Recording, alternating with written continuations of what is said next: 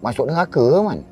Tak masuk neraka kalau dia tobat betul-betul dekat Allah Subhanahu Wa Taala. Kemudian dia tinggalkan amalan buruk dia.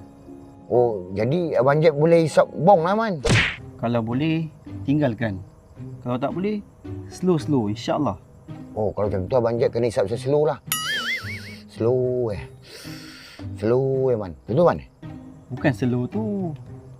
Kalau boleh, slow-slow, tinggalkan. Oh, slow-slow tinggalkan. Hisap tu. Cakap lah, Man. Abang ingatkan hisap slow-slow Lalu Abang Jeb hisap deras. Ni slow Macam tu, Man. Oh, slow tinggalkan, Man okey lah, Man. Okey lah, Majid. Saya dengan Ajoy gak dulu.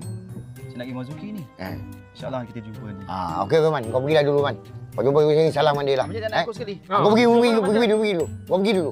Confirm? Confirm. Kau pergi dulu, ya. Okey, insyaAllah. Assalamualaikum, Majid. Waalaikumsalam.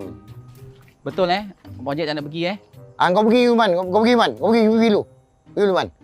Assalamualaikum. Waalaikumsalam. Ki. Mana gerak lagi? Dia dah gerak? Dah. Mana dah gerak dah. Dah keluar lah kau. Dah gerak dah.